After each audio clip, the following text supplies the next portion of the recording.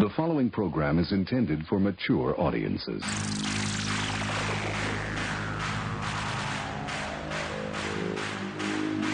Dalton to his right, end zone, touchdown, A.J. Green.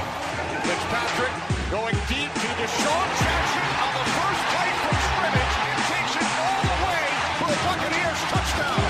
Rivers to the end zone.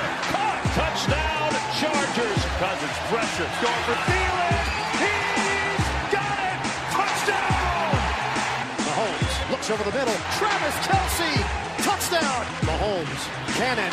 Touchdown, Chris Conley. Taylor for the end zone. Touchdown, Antonio Callaway. The extra point. Are you kidding me? Are you kidding me? You're listening to Basically a Sports Show. Follow us on Twitter at Basically Sports. Subscribe to our podcast on iTunes. And check out every episode of the show at basicallysports.tumblr.com. Now here's your hosts, Zach, Greg, Mike. And you're listening to Basically a Sports Show. Overcorrection Monday. We've had 2 weeks of the NFL now. We were on some teams because they played great. Following week they didn't play so great, so now I'm going to jump off a few teams. Basically, this is the where are we after 2 weeks at this point now. We were talking, while you were gone, Mike, we were talking about, of course, the Cleveland Browns and the fun that never ends with that team. Oh, geez. Like, I was just saying, like, they better not fuck things up and drop Tyrod. I don't think they will. Because he's not the problem. Oh, no, it's coaching, I think, without question. yeah, I think that's pretty clear. But we were saying, Mike, and I don't know that anybody would disagree with me at this point, that team should be 2-0 right now, shouldn't they? Given how the season's played out so far, absolutely. I think they were the better team and I can't remember the last time I said this. They were the better team on the field in both games. And what about the Steelers? Oh, boy. The Steelers are bad, and it's glorious. We called it, though. We called it right on the nose. We said they were going to be in a lot of high-scoring games, and it would come down to whether or not they could hang with teams in the scoring department. Kansas City just, wow, that Mahomes kid's pretty good. I think we can say, real deal, yeah. I think we can say the Chiefs are good. Like, they are a good team. The Rams. Of course, the problem with that is that it's Andy Reid, right? Yeah. So, like, they might very well just win the fucking. They might as well just they could win the division. Hell, they could get a first round bye, and you still don't know what they're going to do in the playoffs because Andy Reid. But well, what they have to do is they have to make sure they have a 10 to 15 point lead at, say, 5 minutes to go in the fourth quarter at all times, and they'll be okay because then the clock management doesn't come into play. But if that's the case with a guy like Mahomes, I think they can do that. Yeah. Mm-hmm. I mean, 6 touchdowns. He has 10 touchdowns in his first 3 games total that he's played. 10 in the first 2 games of the season, which are both tied for records. Just incredible. Yeah, he's going to be good so far. The Jets, our beloved Jets, after that fantastic start on Monday night, went out and just fell right off the cliff Sunday against the Dolphins of all teams. The Dolphins are now 2-0. Well, I wouldn't say AFC East leading Miami Dolphins. Right, exactly. I don't know if the Jets fell off a cliff. Like, Darnold threw for 334 yards and a touchdown. Tannehill only threw for 170 or 168 and 2 touchdowns. Yeah. It's just like I would kind of blame that more on the defense for the defense made the Jets look great against the Lions. And I guess you also attribute some of that to Matthew Stafford. So I think that was more of what the Jets are, is kind of middle. They'll be in a bunch of 1-score games, and maybe they'll break the right way, maybe they'll break the wrong way. But yeah, but they only scored 12 points, and it was all in the second half. So yeah, I don't know. I don't know if you learned anything coming into week 2 or not. The Chargers, I think we saw what's going to happen a lot with them on the road. They're very, very good. Now, granted, they were playing the Bills, but still. Yeah, I think they're on the road 16 games a year. They should be undefeated. Yeah, but they're literally on the road now. Figuratively they're on the road when they're at home, but they're literally on the road against Buffalo. I think you can throw out any stats people put up against Buffalo this year. Yeah, Buffalo. Buffalo probably easily a worse team than the Cleveland Browns. I don't think the Browns are a bad team. I think they're a very poorly coached team, but I don't think they're bad anymore. I think that defense is really good, really good. There are two teams that are legitimately bad, like the worst teams, and that's Buffalo and Arizona. Yeah. Well, you saw Arizona in person yesterday, so let's talk about your experience. Well, we'll get to them. Stay on the Bills for just a second, because I think the other big thing. Okay. So that happened yesterday. The Bills oh are my so God. bad Yeah. that they literally had a player retire at halftime. Because he didn't want to be a Buffalo Bill anymore. Vontae Davis just like, you know what? I'm out. I'm going home. The hell with this. I quit. Vontae Davis is an interesting situation, too. So he was inactive in week 1. He was benched. Then the Bills' starting cornerback got injured, so he got reactivated for week 2. He gets burned for the Chargers' first touchdown of the game pretty early on. And then at halftime just says, yeah, screw it. I'm not good enough. This team sucks. I'm out. Now, his teammates have had a complete fit about this. Where do you guys stand on it? I think if the guy knows he's hurting the team and he's not doing anything to help, I don't blame him for saying, hey, you know what? I can't do it. Gotta go. I get it from look on the outside looking in, but if you're a teammate and you have a guy quit on your effort, to go forward, I would be like, oh, screw you, guy. Like, we're all here we know that this is going to be hard, but we're all here fighting. You think it's too hard, you're going to quit? Screw you. If we can suck it up and do it, so can you. At least for the rest of the game. You want to quit after this game, that's all fine and dandy. I could see that side of it too, but I thought it was hysterical. I'm sorry. It just was the funniest damn thing I've ever seen. Would you say that after a game and a half of the Buffalo Bills, you was just like, fuck it? Like, this team is so bad, I'm not even going to finish the game. I'm going home. Which is really kind of a 12-year-old kid thing to do when you really break it down. But the Bills are going to be terrible. You think they win a game this year? Could we see back-to-back 0-16s this year? Oh, let me pull up the Bills' schedule.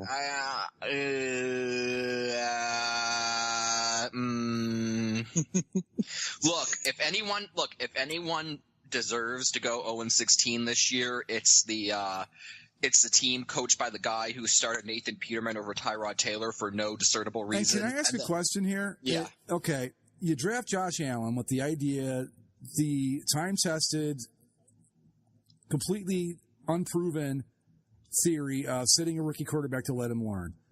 So if that's your plan going into the season, why did you get rid of Tyrod Taylor, the perfect guy for him to sit behind and learn from? Not only that, but it seems like the only reason they drafted Allen was because he played in the snow sometimes, and it's like, well, it's cold in Buffalo. So, guys, I think you might be onto something. Okay. Oh, joy, yes. Week 3 at Minnesota. That's a loss. Okay. Week 4 at Green Bay. That's a loss, as long as Aaron Rodgers is healthy. Week 5 hosting Tennessee. Boy, it depends on which Titans team shows up. Yeah. Tennessee's looked, not terrible. I was almost ready to give my irrational confidence back to the Titans yesterday because between the way the Jets played. Greg, no, you've got to learn to say no. Let's see, Week 6 at Houston. That's on the road. That's a loss. At home, I'd say maybe the Bills have a shot, but on the road they'll lose. Week 7 at Indy. Indy looked better yesterday against the Redskins, and they were on the road. Indy hasn't been – Indy, even in their first game, which they lost, they didn't look entirely terrible. And Andrew Luck at home against that Bills team, I've got no qualms at all about taking the Bills or the Colts in that one. Home Monday night for the Patriots. Definitely a loss. What he said. Home for the Bears. That could be tricky. It depends on where the Bears are at that point. If they are the team that I think is going to contend for a playoff spot, that's a loss for the Bills. But if the Bears are shaky, it could go. That could be the one the Bills could win if they're going to win one. At the Jets, Week 10, again, maybe. Another maybe, depending on where we are at that point. Bye week, then home for Jacksonville. That's a loss. Well, I don't know, though. The weather could be pretty bad by then. This will be November 25th. Oh my God, they could be under 4 feet of snow up there. So the weather's going to play a role. Normal conditions, I say Jacksonville, no problem. Because Jacksonville plays the right kind of game. They don't need it to be warm out to do what they do, so I think they'll be okay. But if there's snow everywhere, well, you just got to throw everything out. Let's see, where was I? At Miami. Ooh, that's another tricky one. Home for the Jets. We're talking about the Miami's 2-0. Even if the Bills are 0-13 at this point, Week 15 at home against the Lions. Oh, okay. That's December 16th against a team that plays in a dome. That might be a win. Maybe. I would still not bet on it, but they could win that one. Yeah, and then at the Patriots, home for the Dolphins. So maybe not undefeated, but certainly I think that's a good shot. 2 wins you know what? I'm all 2 in. wins at most. I'm all in. At most for this team. I'm all in on Bills Watch 2018. I'm right there with you, Mike. I'm with you. Let's do like the reverse 72 Dolphins. We're just waiting for a team to go 0-16 to pop the champagne. I'd set the over-under at 2. Oh, I agree with that. I'll say under. The thing with the Bills is that if 2.5 things keep going badly, like they have been, you get to a point. You saw it with the Browns last year, where they just, even if they were up in a game, they knew they were going to lose, and that stuff spreads, and the next thing you know, you're 0-16. So I think the Bills have a good shot at it. I mean, I think we have to say right now that like the reason this team made the playoffs last year is because Tyrod Taylor pulled them there. Right. And I'm not saying Tyrod Taylor is an amazing quarterback, but I'm saying he was good enough in a shit AFC last season. Right. And they probably win one more game, or at least they're competitive in one more game if they don't do that idiotic Nathan Peterman thing, which I still will never understand. Well, see, here's the thing about it, why I brought it up, why the Bills deserve to go 0-16, because their coach last year, and we talked about this on the show, he benched Tyrod Taylor for no discernible reason for Nathan Peterman. And then after Peterman threw 5 picks, they asked him about it after the game, and he goes, and he's had that ridiculous quote, "I don't regret my decision, I regret the result." And that's just one of the dumbest things I've ever heard. And so if any coach in the NFL deserves to go 0-16 at this point, it's that guy. So have we ever seen a team that was in the playoffs the year before be this bad the following season?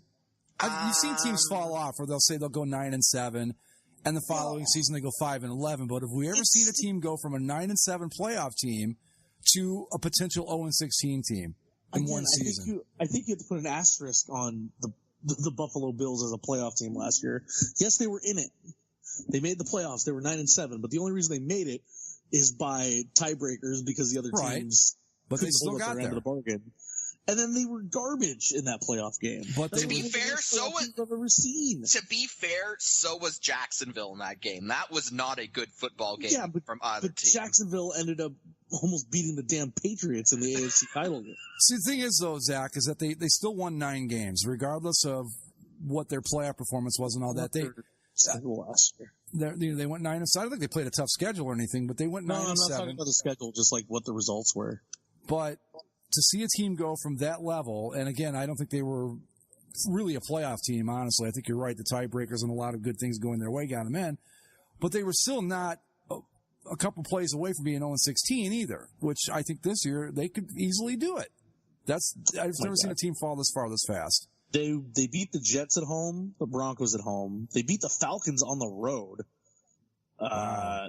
They beat the Buccaneers at home by 3 points. They beat the Raiders by 20 points at home.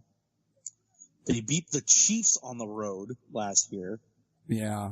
Was that game where, no, the Raiders were the team that got 7 or 8 tries on 4th down against the Chiefs in that game, yeah. Beat the Colts at home, beat the Dolphins at home, and then beat the Dolphins on the road in Week 17. Well, the point being that they weren't this bad last year. They did have a couple surprising wins in there. The Chiefs on the road, even the Raiders game, the Falcons on the road. So it's not they did earn their way last year with a couple of those wins. And now they could go 0-16 this year. So I don't recall ever seeing a team go from playoff team to this bad. I'm trying to think like all that they lost, and it wasn't that much. It's pretty much the same team, right?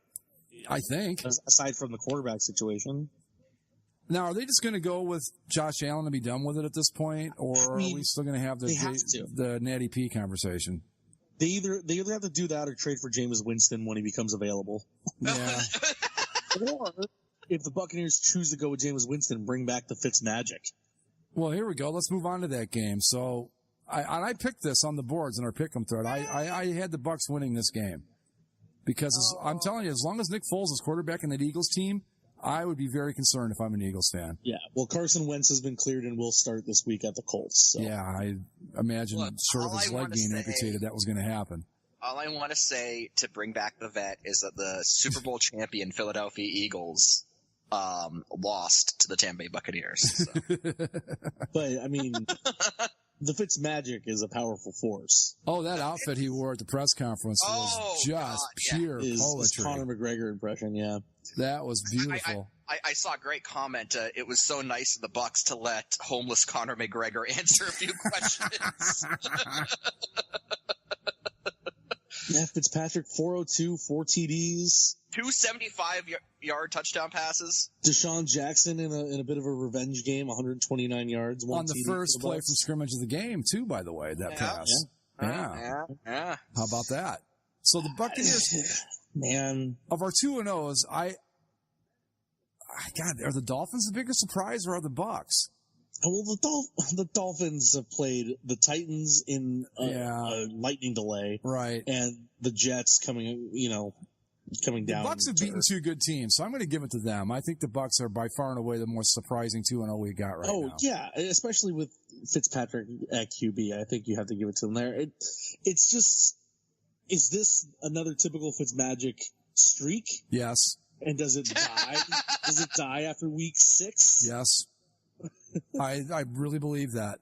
Well, I wish it wouldn't. I do. Because I don't really want Jameis Winston to come back to the Buccaneers. There's two things I want the Buccaneers to do.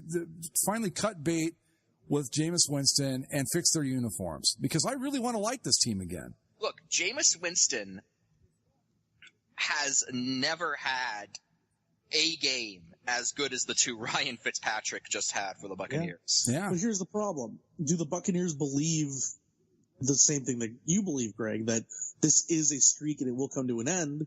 Or do they officially move on from Jameis Winston because of 2 games now with Ryan Fitzpatrick? Both. I mean, it's tough. I think you have to be cautious and hold on to him maybe, but there's no law that says they can't bring Jameis Winston back and make him ride the bench. No, there's no rule against that. They can do that, and they may very well do just that. And that's what I would do if I were them. But to hand him the starting job back after this would be ludicrous. That's kind of the thing where I'm at, where it's like, if this is just another Ryan Fitzpatrick streak, then at the very least ride it until it's over. Right. Like, okay, maybe it goes away after 5 or 6 weeks, but that's still 5 or 6 weeks of mostly winning football games. What's their schedule coming up, Zach? The Bucs. They play the Steelers this week. In Pittsburgh or in Tampa? I am not sure. Yeah, hold on. Let me pull up their schedule. I didn't have it in front of me. But the thing about it is, though, like it's just one of those things where, like, whatever your feelings on Ryan Fitzpatrick might be, can you really, like, go to your team, your players who have been doing very well with this guy at quarterback, and before he's even had a chance to cool off, tell him, no, you're no longer starting? I wouldn't, but this is the Buccaneers we're talking about. I mean, yeah. So they host the Steelers and they're at the Bears before a bye week. Wow, I don't know how I feel about them playing the Steelers. If they play like they've been playing the first 2 weeks, the Steelers might have a tough game on their hands here. Look, the past 2 games, the Bucs have put up points. The Steelers have had trouble stopping offenses so far. But they can score. But at that point, that's not on Ryan Fitzpatrick. That's on the Bucs D. Right. Well, we talked about it last week. That you said if he could come out of this at 2-1 after the first 3 games, he keeps the job. And I said a competitive 1-2 would get the job done. I think he's done enough at this point where if Jameis Winston comes back, you still start Ryan Fitzpatrick until you're given no other option. Yeah, no. Until he becomes so terrible. I mean, he doesn't have to go out and do what he's been doing these first 2 weeks. Just be competent, and the job is his. Look, the thing about it is that, and I said this last season too, when Jameis Winston went down for a few weeks with an injury, that the team just looked better with Ryan Fitzpatrick. Yeah. Now, granted, last season during that injury stretch, Fitzpatrick wasn't putting up the numbers he's put up so far, but he still the team still looked better than they had with Jameis under center. Like, maybe it's because I bought into the hype last year, and so like the disappointment was a bit deeper. But I remember last season watching the Buccaneers of Jameis Winston and just being utterly shocked at how such a hyped team could play so uninspired. Jameis Winston is not doing it, and at this point, with the off-field issues that have come up, he's more trouble than he's worth. I mean, Jameis. I mean, you can't go around groping Uber drivers, for fuck's sake. No, that's probably not a good idea. And when you pair that with the issues he had with the law when he was playing for the Seminoles, it starts to be like, well, maybe this is just going to be one of those things that is always a problem. And do you, as a team, want to put up with that for a QB who, quite honestly, has never really impressed? Yeah. To me, Fitzpatrick's got the gig until he is just so terrible, you have no choice but to sit him down. That's the way the Bucs should handle it. Now, whether they will or not remains to be seen, because they're the Tampa Bay Buccaneers, and the minute you think you've got them figured out, as we have learned the hard way over the years, they're going to do something that completely blows your whole theory out of the water. Yeah. Are the Eagles? Well, we'll know more about the Eagles when Wentz comes back. I think that's going to be the big thing. I'm not too concerned with the Eagles right this second. They're 1-1. Carson Wentz is coming back. You'll see how they do. They're 1-1, but they should be 0-2. Yeah. In Falcon. Yeah. But when Carson Wentz comes back, that's going to be the key, because we knew Foles was not a long-term answer at quarterback, and he's proven that. And it's too bad. I mean, it's good for the guy. He went out and got himself a Super Bowl MVP, had a great game in the Super Bowl, but I think I referred to him on the boards as the new Jeff Hostetler, who did the same thing with the Giants back in like 1990, played in the playoffs, won a Super Bowl, and everybody's like, hey, this guy could be something, and he wasn't. So let's move on to your other team, Greg. 2 weeks, 2 ties for you in the This one, I will say, is better than a loss to the Vikings, because I don't know how this works out in the tiebreaker scenarios, but if you're not going to win, at least don't lose. But I also think the Packers got royally screwed on that roughing the passer call against Clay Matthews. If that's not a clean hit in this league anymore, I don't know what is. You want to know the explanation they gave? Not really, but I'm going to listen to it. Go ahead. So initially when people looked at it, they thought one of the new emphases on the rule this year was that you can't, as a defender, when you're hitting the quarterback, you cannot land on him or drive him into the ground with most or all of your body weight. Right. So that's what people thought the rule was. After the game, they do interviews with the referees, or there's one reporter that interviews the referees. And they said what they called there wasn't the body weight rule. It was that Clay Matthews lifted him and then planted him on the ground. And you're not allowed to lift him up. But you watch the replay, he didn't lift anything. He just drove him backwards onto his ass. Well, even if he did lift him, it wasn't one of those, I'm trying to think of a hit. I mean, older fans are going to know what I mean when I say the turkey Joe Jones hit on Terry Bradshaw, where he basically tried to kill him. It wasn't like that. It wasn't late. It wasn't high. It wasn't low. It was middle, form tackle, drive him into the ground. Cost the Packers an interception. Or anything. Well, by the same token, you were also up 29-7, I believe, and gave up 22 points in the fourth quarter. Yeah. That's a problem. Yeah. And Minnesota, had they not had kicker issues, should have won that game too. Right. 0-for-3 their kicker was. Yeah. So, all things considered, I mean, this game, the Packers got lucky to come out of it with a tie, if you ask me, because they really completely fell apart in the fourth quarter. The most important thing that I take away from this game is that Rodgers is still standing. That was the issue, because I was not crazy about him playing against Minnesota and that tough defense of theirs. But another tie Isn't it time we find some version of the college overtime and apply it to the NFL? Maybe where it's not you play forever, but something along the lines where we have a much better chance of getting a definitive winner in a game than this. I don't This know. is ridiculous. I really don't know why that hasn't been the case, other than just this is the way we've always done it. Like, The argument I've heard is that because they don't want NFL players playing that many extra plays in a game. Okay, well, that's fine. It's a fair concern. So limit it. Say you get, I don't know, what would 4 cracks at it each side, and that's it. Whoever has the most points after that wins. You know, how hard is that? Or 3 even. Make it 3. You each get the ball 3 times from, say, there's the plenty 40. of teams that can't score from the 25. Yeah. Like, it could be over in 4, Right. 2 plays. So let's say 3 possessions each, start at since it's NFL, we'll say the 35. And after those 3 possessions, whoever scored the most points wins the game.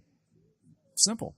And we I don't don't have. think you need to give them 3 possessions. Just say, you each get 1 shot. Go for it. Just do it the college way and say, you either get it from the 35 or you don't. Well, then you run into the chance of more ties, though, because as we've seen in overtime. No, but it wouldn't be ties. You'd still just do the overtime as it is. Oh, I see what you're saying. Okay. Like, in any case, go until somebody wins. In any case, we all agree that they need to do something to fix this. I don't know. I really don't think it's that big of a problem because it doesn't happen that often. This is just a weird anomaly. I don't know. It's a weird thing to just happen back to back weeks. Yeah, I don't think it's. I don't want to fix it because it happens a lot. I want to fix it because when it does happen, you can see it's a really flawed system. Yeah. Well, at least there's no Donovan McNabbs out here saying, "Oh, I didn't know we could end in a tie." Yeah, that's true. Yeah. I think. All things considered, Aaron Rodgers came out of it standing up, and he didn't get hurt again, and that's was my biggest concern. But when I'm looking at the stats, Aaron Rodgers 281, 1 touchdown, subpar for him, really. Kirk Cousins 425 and 4 TDs. Yeah, I think that's working out. Yeah.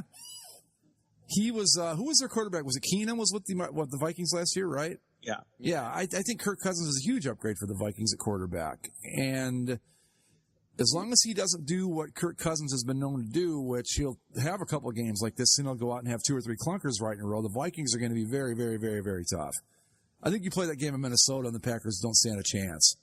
It's just one of those things where the Lambeau Field thing and all that. Mm-hmm. And I'm just happy the Packers stayed in it. I was surprised they got out to the big lead they did. And, Rodgers is safe, and we got out of it with a tie. I'll take it. Not crazy about it, but it's better than losing. Let's go back to Thursday real quick. Bengals 34, Ravens 23. Okay, another Bengals surprising 2-0 team. I think we missed the boat on the Bengals, guys. I think they might be pretty good. I don't know why, but I think you're right. I don't know why they're good. I don't know why it's working all the time. Well, let's put it in its proper perspective. They are the best team in the AFC North. Let's put it that way. Are they good? Good. I don't know about that, but they're the best team in the AFC North, right? I think the only reason that you would question that is because this is a Thursday and maybe when they play each other again later in the year. But I think the Browns are improved, but they're still not, the top of this division.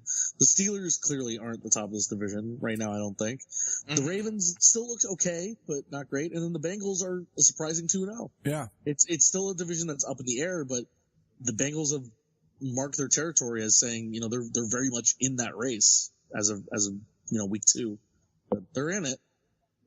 I think the Pittsburgh Steelers right now are so happy they got that tie because otherwise they're 0-2. And Cincinnati's got up 2 games already, and those 2, when they play each other, it's always a bloodbath. Andy Dalton, 4 TDs in this game. Yeah. 3 to A.J. Green. Yeah, broken clock's right twice a day. But that's what I mean, right? It's like, I'm not sold on the Bengals. It tells me that they're better, but it's Marvin Lewis, for fuck's sake. Right. There's nothing that tells me that they should be better, but they seem to be better. I think they're good enough to go 10-6 and win that division and lose to whoever wins the AFC South in the playoffs. That's what can you believe that stat? I don't know if anybody saw it when they put it up. The stat, Marvin Lewis, he's never won a playoff game ever. Oh yeah. Well, yeah, because the best season they ever had under Marvin Lewis was the Carson Palmer ACL game. Right. They were like 14-2 that year, weren't they? Yeah. It was funny because the NFL Network does their football life documentaries, and Carson Palmer was the latest one, and it was on while I was just sitting around, and it was like, those were good teams, and they got screwed because on the second play of the game, somebody rolled into Carson Palmer's knee. It's against the Steelers, right? Yeah. Yeah. So they had to go to John Kitna to save him. What's interesting about that game generally is, well, not necessarily about that game, but like, I don't know. Marvin Lewis, amazing job security for having never actually won a playoff game. It's because Paul Brown doesn't care. Like, the other thing that I got out of that Carson Palmer thing, the negotiations when he was leaving the Bengals were ridiculous. Like, Carson Palmer kept going to him like, hey, we need to change something here. We need a new GM. We need a new this. We need some help in this area. And Paul Brown kept saying, like, just basically saying, no, we're not going to do it. And so that it all starts at the top with the Bengals. The Bengals are notoriously cheap. Yeah. My guess is that they aren't paying Marvin Lewis. They're paying him well, I'm sure, but when you compare it to the average coaching salary of the upper echelon coaches in the NFL, I doubt he's even close. Yeah. And it's easier to keep him cheap because to bring somebody in, you know you're going to have to pay him at least more than what Marvin Lewis is getting, right? Isn't that the way it always works? So sure, just keep him around. If I'm a Cincinnati fan at this point, I'm just pulling my hair out because you know what you're going to get. Yeah, they might go 10-6 this year. They might make the playoffs, and you know they're going to lose. And I just don't know what the point is at this point, but that's what they keep doing, and here we are, Marvin Lewis. Yeah. We almost were rid of him last year, and then somehow or another he came back from the dead and came back. Yeah. Falcons beat the Panthers. Yeah. How about that? In a close game. Yeah, I mean, the Falcons were up pretty good for most of that. Cam Newton was able to bring him back a little bit, but I think the Falcons are going to be okay. We'll be split. I'm not too worried about the Falcons. I know that they had the trouble against Philadelphia in Week 1, but they didn't seem to have any trouble finding the end zone in this one. Yeah, you can say the same thing about the Panthers. They struggled a little bit in Week 1 and were able to come back. I just don't have any confidence in the Panthers, though. No. Of course, I'll say that, and then they'll end up being 12-4 at the end of the year, and I'll look like an idiot, but that's fine, too. Their quarterback, Cam Newton, was their leading rusher, and their running back, Christian McCaffrey, was their leading receiver. So, I don't know what you want to say. They're shifting the expectations. They're trying new experimental things. That's what's happening. This is an interesting one. Colts 21, Redskins 9. Alex Smith looked great against the Cardinals, but I could look good against the Cardinals, so it seems. 292, 0 touchdowns against the Colts. Andrew Luck, 179, 2 TDs. Colts are looking okay. I was a little surprised by this because they did it in D.C.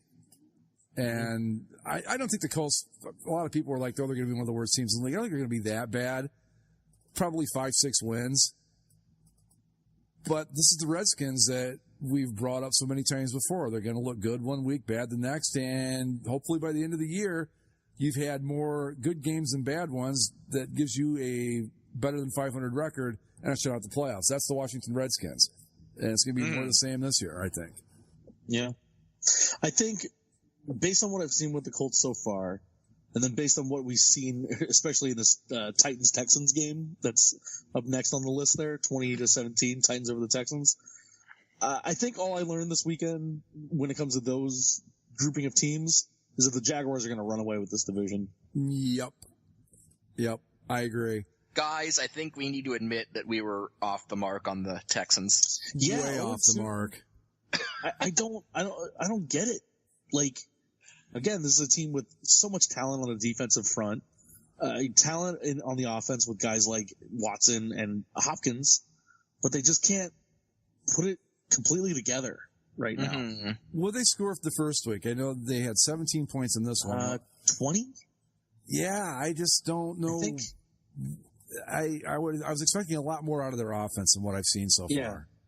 They scored 20 points and then just the 10 in this one. I guess I just put a lot of stock into Deshaun Watson coming back off the injury and all that. But I think I was listening to ESPN radio last night, and they brought up a good point. That it was that Bonami Jones. He does a show on Sunday nights. Bomani, yeah. Or Bomani. And he said that quarterback progression isn't linear. It's kind of more like, okay, you move forward and then maybe take a couple steps back. And as fans, we expect it to be linear. Like Deshaun Watson was this good last year, so he's going to be even better this year. And he said it doesn't always work that way, that there may be things that he got away with last year he won't this year, and so far, or so on and so forth. And I thought that was a good point. Maybe that's all we're seeing here, but I had these guys going to the Super Bowl, and I don't think that's going to happen. And then on the other side of it, though, I mean, as good as not good as the offense is, the fact that this defense let Blaine Gabbert beat them, for the Titans is not good. Is anybody surprised Blaine Gabbert's still in the league? I am a little bit. He's one of those backup quarterbacks that's just going to sit around there forever. Yeah, he's going to make a lot of money just being that guy that is going to be around for the next 10 years. I don't know what to make of the Titans. I still don't think the Titans are good. I'm not giving them back my irrational confidence. I'm sticking with my Jets.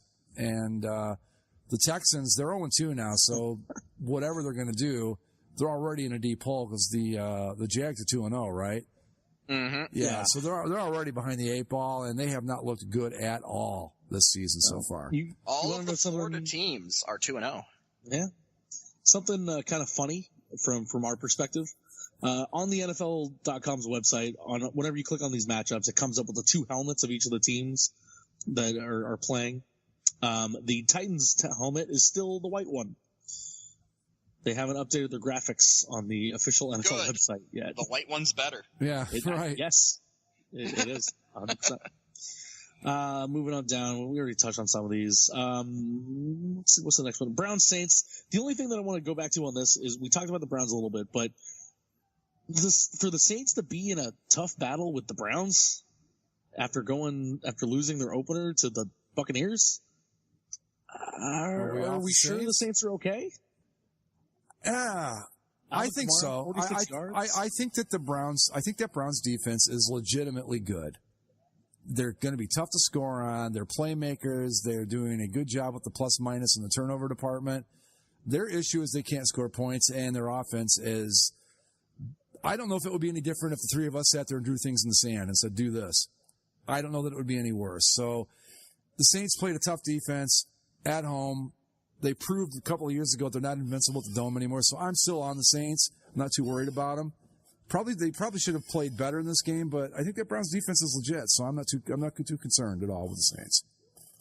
Yeah. What do you guys think?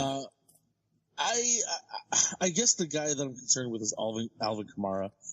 The sophomore slump seems to be a real thing with him through 2 games.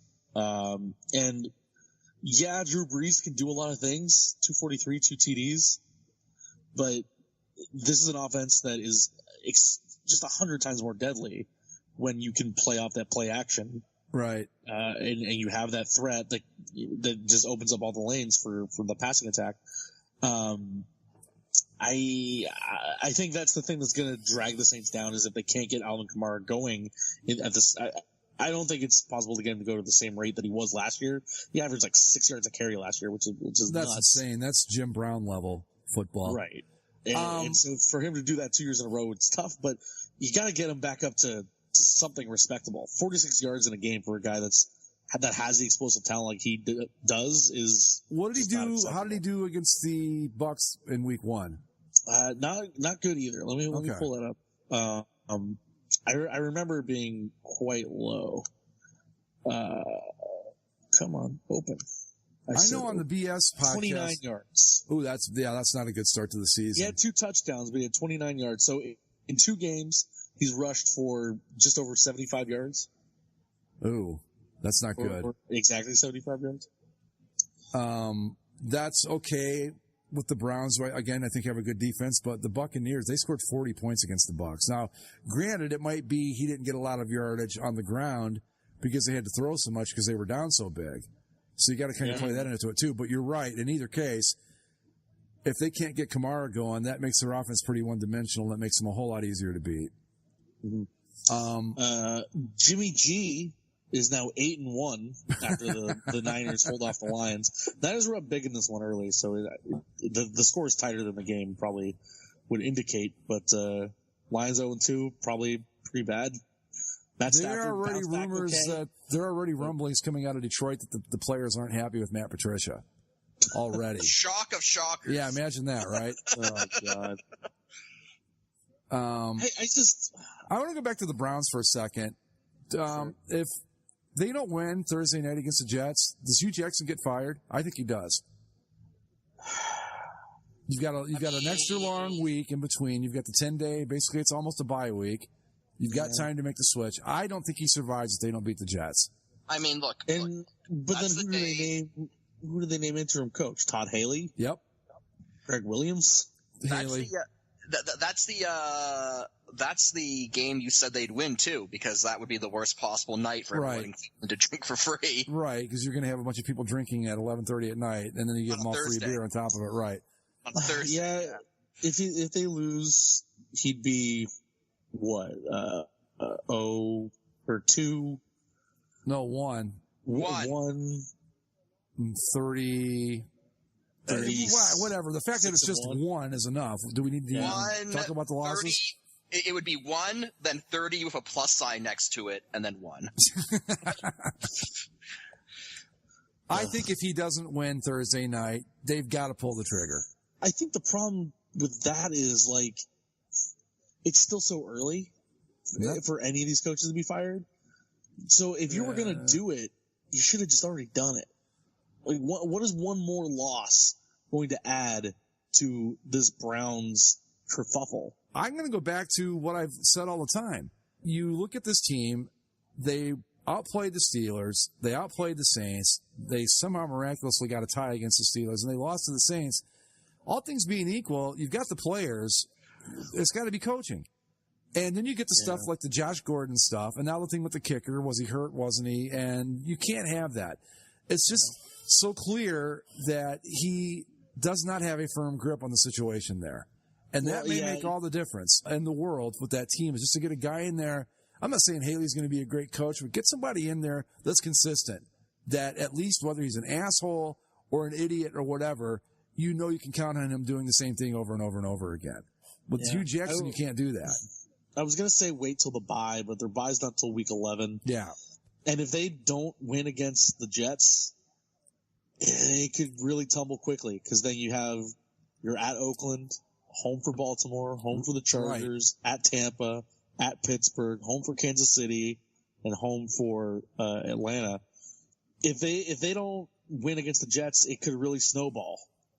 Well, not only that, but you've had this whole thing with Josh Gordon where they moved heaven and earth in training camp to accommodate him. They get him, and the second week of the season, they decide to cut him. And instead of just keeping their fucking mouths shut and doing it today, they go ahead and drop the news on the Friday before the game. Now, granted, the players are going to say it didn't make any difference, but you can't tell me that kind of stuff doesn't have the players look at this coaching staff and go, what the fuck is wrong with these people?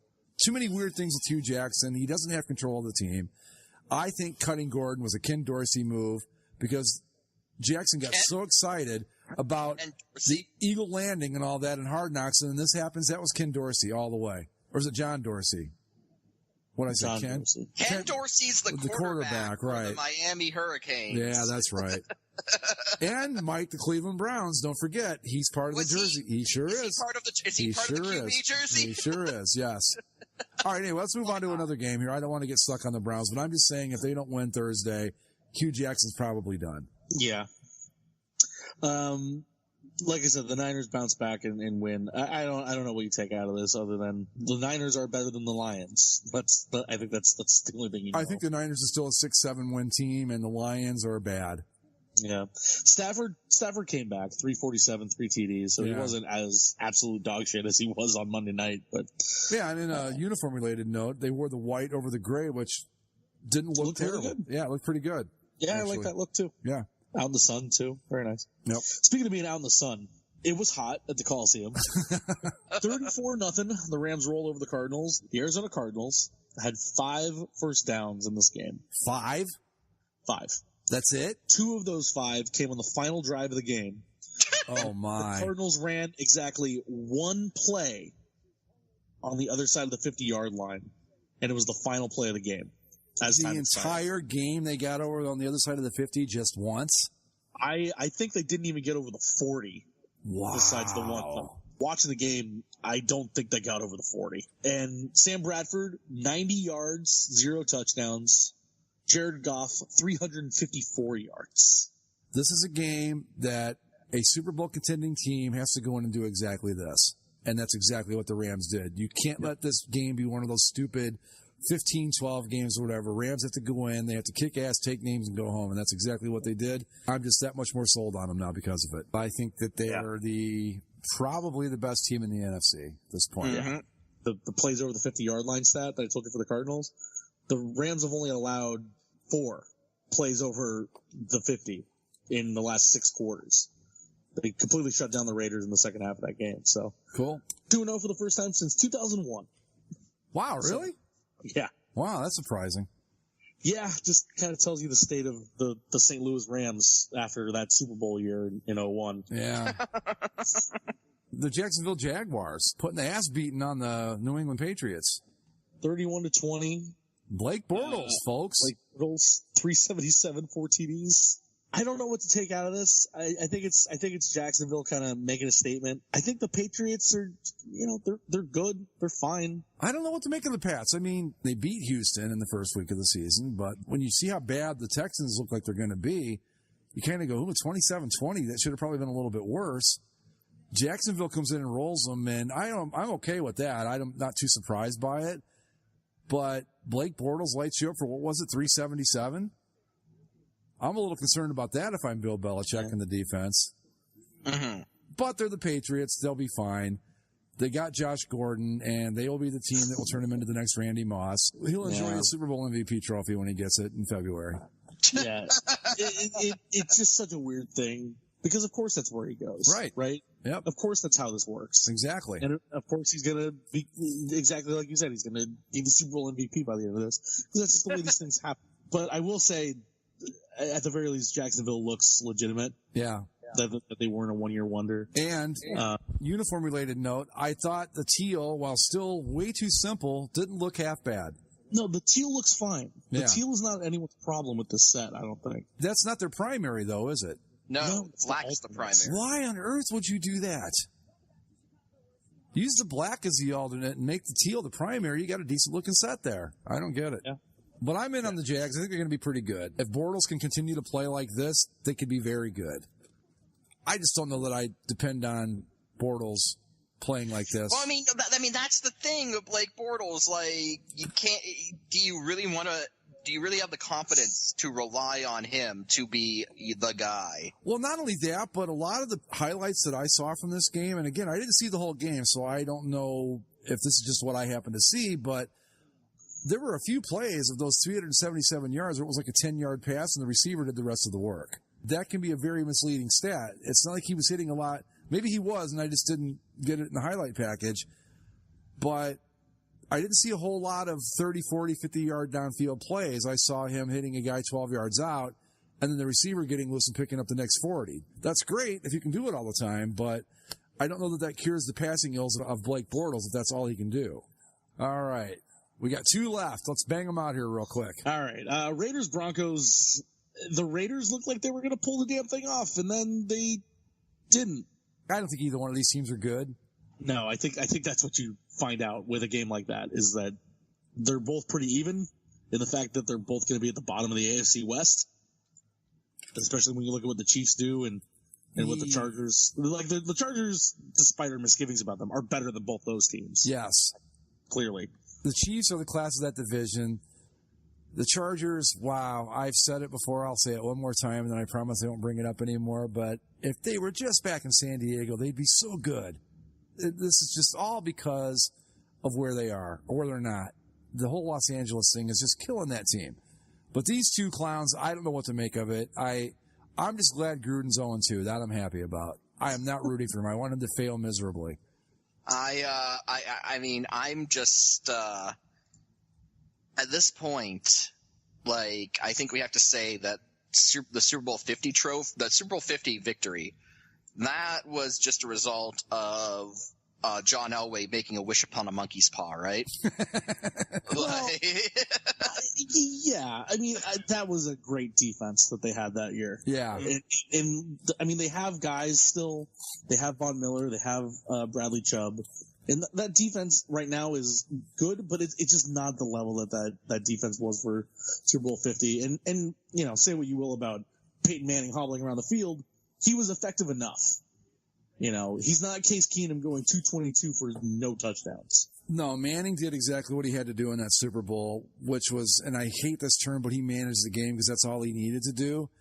And they just turned that defense loose on the Panthers, and that was the end of that. That was a tough, hard-hitting defense, and it was going to be tough to beat them whether Manning played well or not. I didn't watch this game because I was at the Rams, but the Case Keenum threw no touchdown passes. Their leading rusher scored no touchdowns. How did they score? I don't know. I didn't watch it either. I couldn't tell you. So they got one. The one running back scored a touchdown. What is his name? Royce Freeman. He's a rookie. He had 8 carries for 28 yards and 1 touchdown. David Carr had looks like he had a touchdown pass. Right, but I'm talking about the Broncos. Oh, I'm sorry, the Broncos. Okay. Freeman had a touchdown. And that's it. Did the defense score twice or something, or what? That's what the defense had to have scored twice. Hold on, I'm going through here. Okay, so the Broncos field goal. Keenum had a rushing touchdown. Ah, okay. Keenum ran the ball for a 1-yard touchdown. I don't know if that was a sneak or not, but yikes! Wow.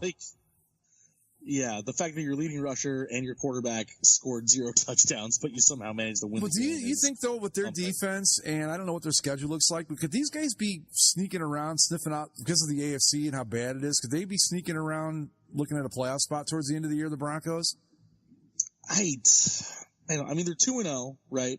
So at the very least, they're 6 wins away from playoff contention. Yeah. With, 14 weeks to go.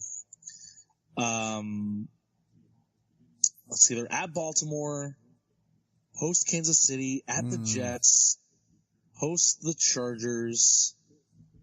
They're at the Cardinals. There's another win. At Kansas City, hosting Houston. Because I think I've got more faith in Keenum, maybe not repeating what he did last year, but coming closer than I do Foles coming close to doing it again. They host the Steelers, Bengals, 49ers, Browns later in the year. I think because of the schedule, they could eke their way into contention. I don't know if they're a playoff team, but you know what I'm saying though? Could they be like sneaking around? Well, look at this. The Seattle Seahawks were all white in this game and totally screwed up my whole best and worst list this week. Now I have to put them into consideration. Well, I mean, with those Bears homes. Yeah. Good looking game. All right, go Bears. The Bears. So, I got to tell you, while we're talking about the Bears and Mitch Trubisky, and I hate to bring up fantasy football, but I'm going to. So I'm looking at my lineup yesterday. My 2 quarterbacks are Matt Stafford and Aaron Rodgers. And then I thought, as an insurance policy, in case Rodgers goes down, I'm going to take Mitch Trubisky.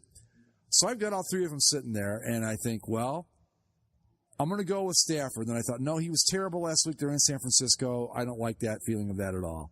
Then I thought, okay, Trubisky might do all right on Monday night. Anyway, long story short, it finally occurred to me, I'm like, you've got Aaron Rodgers, start Aaron Rodgers, you idiot. And that's what I did. But I actually considered starting Mitch Trubisky. Well, now watch Mitch Trubisky have, like, the game of his life. Well, now, do we have to stop and be silent for Russell Wilson's first snap just out of deference to him? No, make as much noise as possible. Is that Chris Carson? I bet you I didn't play him this week, and he just picked up 9. All right, sorry, go ahead.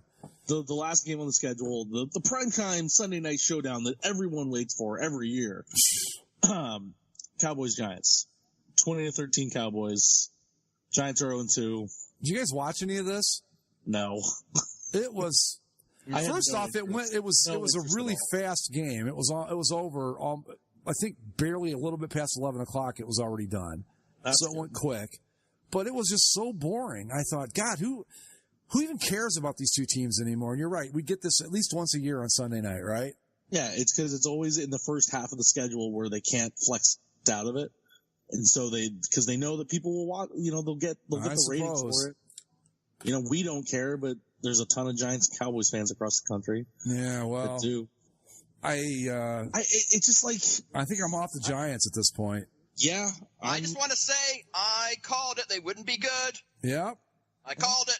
Well, and like Saquon Barkley, only 28 rushing yards, but 80 receiving yards, so 100 yards total in the game. That's fine. I want to see these Cowboys fans, I'm sure, are all fired up thinking, our team is back. Look at us go. Don't kid yourselves. You're not very good. You're so back with Dak Prescott's 160 yards passing and Ezekiel Elliott's 78 yards rushing. Yeah, neither one of these teams are Austin good. was their leading wide receiver, which should tell you a lot. And most of that came on, I think it was a 70 or 60 or 70-yard play. These are not good teams. Not good teams. No, I hate the fact that this is always shoved into the prime time, especially in years like this. Yeah. Neither of these teams are making the playoffs. All right, so we'll wrap up NFL Week 2 real quick. I will have you know, all right, I will have you know that a certain Cowboys fan on the CCSLC forums has said the Cowboys can win the division with more games like this. No. Which division? Are they talking about like a division in the NFL?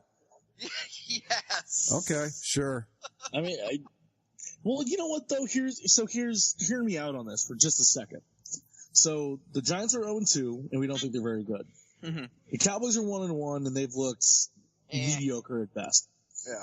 The Redskins are 1-1, and they had a big win over the Cardinals, who I saw in person. The Cardinals, I think, are like the Bills, where we have to disregard any stats for anyone who puts up against 100%, 100%. Unless you blow them out like the Rams did. Yeah. Sam Bradford is pitiful, absolutely pitiful. I don't understand why he's still starting. I'm Cardinals fan. We actually had good seats. We were pretty close to the field. Watching him within a reasonable distance and being able to judge where he's throwing and how he's throwing it. Ugh. Josh Rosen is just standing there wearing his baseball cap, looking like a doofus. He should be in those games. I guess it's a good thing to sit him and not throw him out there to try and command this mess. But good God, Sam Bradford needs to be out of this league yesterday. I don't know how he's managed to make a career last as long as it has. I don't get it. A lot of injury time, which means a lot of time off, which means he's rested, I suppose. Right. Yeah, he just hasn't gotten a good shot because he's been so injured. Oh, is that what it is? Yeah, of course. Okay, sure. I'm going to go with that. He's not very good. But wrapping it up, so... Yeah, but he made his money. God damn, did he make his money. Yes, that he did. The Redskins are kind of mediocre. Wasn't he a number 1 overall pick? He was. Yeah. Oh, for Pete's sake. So the Giants are bad, the Cowboys are mediocre, the Redskins are mediocre, and who knows, Carson Wentz could turn back into a pumpkin. If he doesn't, though, the Eagles should walk away with that division. That's the difference between the Eagles being good and not. Foles is a problem.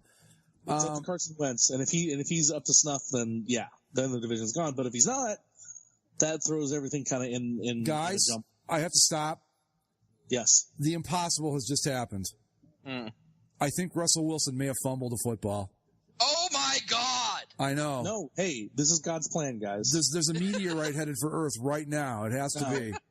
No, God wanted him to fumble that football. Oh, no, we're okay. The ground caused it. We're fine. The ground caused it. Okay. Relax, everyone. I hated to alarm everyone, but we can all go back to... God created the ground so that Russell Wilson wouldn't fumble. Right. I thought for a second there that we were in trouble. And I'm thinking, and geez, right before Yom Kippur, too. Oh, don't pull my religion into Russell Westbrook. All right, so real quick, to wrap up NFL Week 2, I'm just going to say I'm in a little bit more on the Bengals. I'm completely off the Texans. I'm still okay with the Saints. I'm still okay with the Falcons. The Rams are the best team in the NFC. And I'm going to go a step further and say possibly the best team in the NFL. I think they're better than the Patriots. Yeah. I'm gonna buy into the Bucks. Why the fuck not? I'm here. Fitzmagic's fun to watch. I'm not going to buy in, but I'm on them more than I was. I'm with you. I think they've got some potential. Fitzmagic, you know what? I have no, I know it's not going to last, but fuck it. I'll enjoy it while it's happening. Fitzmagic all the way. And that's a bit added by the fact that Jameis Winston is both a mediocre quarterback and kind of a terrible human being. Yeah. So, where are we on the Steelers? Bad. I don't know if I can call them bad, but is this a team like, because obviously the biggest question around them right now is Le'Veon Bell. If they have Le'Veon Bell, does that make them 2-0? I don't think Le'Veon Bell's coming back. That relationship is so soured at this point between that team. That situation is fucking hilarious to watch if you're not a Steelers fan. And it's stupid. It really is. It really is stupid. From both sides. But the Roonies don't play around, and they're not going to put up with this. If that James Conner kid or whatever his name is, if he can play a little bit, Le'Veon Bell, it was nice knowing you're going to be somewhere else. But they're not going to play this. He rushed for 17 yards in this game. Oh, well. But he had a bunch of receiving yards, didn't he? Yeah. Whatever. The whole thing's ridiculous. Other than scoring a lot more points, would they really be that much better? They're still going to have to win a shootout pretty much all the time. I don't know. I'm not fully off them yet, but I really thought. And you've got an aging and increasingly overweight Ben Roethlisberger to rely on that shootout. Yeah. So I think I might be in the Chiefs. I'm pretty much on with the Chiefs. That Mahomes kid can play. So not a lot of changes from last week, I guess. No. I mean, I'd say the big thing, kind of like the mirror opposite of the Bucks, is that the Saints, I think, are going to be not as good as we thought they might be. Like, it might end up being the Saints who are the ones who aren't really in contention in the NFC South. Two things. I remember this from listening to the Bill Simmons Cousin Sal season preview, which I don't know why we didn't think of this, but of the playoff teams from last year, usually like 3 or 4 don't make it the following year. And it's starting to look like the Saints might be one of those teams. Bills. Bills, we can say for sure. Definitely Bills for sure. I'm going to give the Saints one more week before I bail on them completely. And I don't know who's going to jump up right now and take, like, say, the Saints' place, but safe maybe the Buccaneers. Safe money is the Falcons, but it could be the Bucks. Yeah. I mean, you never know. Honestly, I'm not entirely ready to write off the Panthers. I don't think they've been so bad that it's concerning. Weren't they both playoff teams last year, the Falcons and the Panthers? Yes. Did the Panthers make it last year? Yeah, so we're looking at teams that made it last year that won't be back this year. I think we can pretty much all agree the Bills are one of those teams. The Bills. Saints. I'm giving the Saints one more week. The Bills definitely out.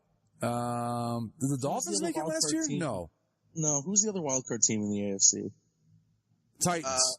Titans are gone. Titans might not make it. Yeah, then you got to find teams to take their place. See, that's the thing. Well, anyway, in the AFC, I think you can pencil it. Like, I think the Ravens and the Steelers could compete for a playoff spot. You have the Bengals up in there now.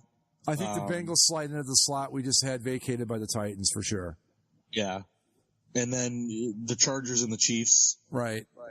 So there's I forgot about the Chiefs. I think the Chiefs, I think a Chiefs-Rams Super Bowl would be incredible. Yeah. So. Especially if the Rams roar their throwbacks. Oh. That would be a beautiful uniform combination. Where is the Super Bowl this year? Do you remember? Atlanta. Oh. It's at the Giant Butthole. It's in the giant butthole, the arena, by the way, that has a Chick-fil-A in it, even though it's mostly open on Sundays. Right. So, fun times. Yeah, it doesn't make a whole lot of sense, does it? No, doesn't. I don't think. Do we ever get confirmation on this? Are the Chick-fil-A's in the stadium closed? I don't know. I would have to think they would because, like, Chick-fil-A, they even close on the mall. Like they're dead serious about that closing on Sunday stuff. Right, but like if it's in a NFL football stadium, I don't know. You'd think so, but Do they just make a bunch of chicken sandwiches and then leave them out and say honor system? When I arrive at the stadium on Sunday, I want 8-hour-old chicken sandwiches that were made the night before and left out. Yeah, well, yeah. Is it like when you go to some houses on Halloween and like no one answers the door, but there's just like a big plastic like bowl of candy? Right, Like, there's just like a bowl of chicken sandwiches out there. Like it. If anybody in the audience is from Atlanta or has been to like a Falcons game or whatever, let us know on that because I'm curious how they work that. Hold on. It says, why is there a Chick-fil-A in Mercedes-Benz Stadium? This is a thing on the Chick-fil-A website. Oh, okay. Oh, The closed on Sunday question answered. Why do you have Chick-fil-A's that's closed on Sundays in a professional football stadium? That's the question customers around the country ask. So it is closed on Sundays. Then what's the point? The Monday night games, I guess. Monday night and the rare college game, and I guess they have concerts and stuff there. I don't know. The guy says we're open for about 100 events a year that happen right here in the stadium. Okay. The franchise operator of the Chick-fil-A at Mercedes-Benz Stadium. We have Atlanta United soccer games, concerts, college football games, high school football games, band competitions, and more. We even have a monster truck rally. No. Gee, a monster truck rally in the South. What a shocker. So yes, there's a bunch of other events during the year, but like, if I was an Atlanta Falcons fan and I'm going to the games and I'm like, oh, Chick-fil-A, oh, it's closed. I'm not eating there anyway. I like their views on certain things. I mean, I'm not one normally to be all about the boycotts and stuff, but their views are so prehistoric. I just cannot, in good conscience, give them money. Yeah, make a damn good chicken sandwich. Waffle fries are pretty good. Great. The waffle fries are good. They actually make really good shakes. Underrated. If you get a shake there, really good. But yes, this is on the official Chick-fil-A Chicken Wire website. They felt the need to address this. They had to make a blog post. Well, inquiring minds want to know. I mean, I do like, it's like, we opened a Chick-fil-A in a professional football stadium, and most of the time, we're not open. So, but they are open for everything else that they host. Which they are open for that. For the monster truck rallies, I guess. That's exciting. Sadly, the truck rallies probably outdraw the Falcons, if you want the truth. No, I think you get enough people there. Well, speaking of attendance, by the way, the Rams got 66,000 people for this game. It may not look like it sometimes. Well, no, because they're playing in a place that holds 450,000. Right. It is a strange thing where you're like, yeah, there's a lot of people here, but damn, there's also a lot of empty seats because they just don't sell like some of those tickets because they cap the attendance. Right. Mitch Trubisky with the big run for the Chicago Bears. Look at him go, folks. So now the question is, how are the Chargers doing in regards to the LA Galaxy? On paper, they'll tell you that they're selling out the gates. So I don't know how to gauge that. I will gauge it. And on paper, the Blackhawks lose money. Okay, so that doesn't mean anything.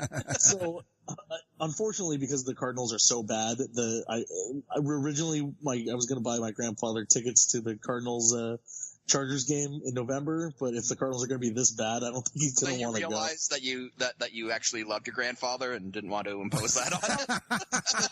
So we finished the game together yesterday, and it's like, I'm having a great time, but, how fun is it to pay a decent amount of money to watch your team get shut out? And sit in the sun all day. It's like, I don't blame him if he doesn't want to go. Like, I'm going to wait. I haven't bought the tickets yet. I was going to buy them, but now I'm kind of holding off. So I'm going to wait until, 2 weeks before and be like, so, checking in. That'd be a nice gesture. Do you want to see the 0-11 Cardinals play?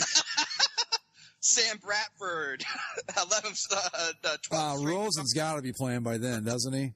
We'll see that. That's the thing that I'm holding out for, is if Rosen's playing by that point, then maybe he would want to go see Rosen. Yeah. But next week, guys, is the marquee matchup. Chargers at Rams. Battle for LA.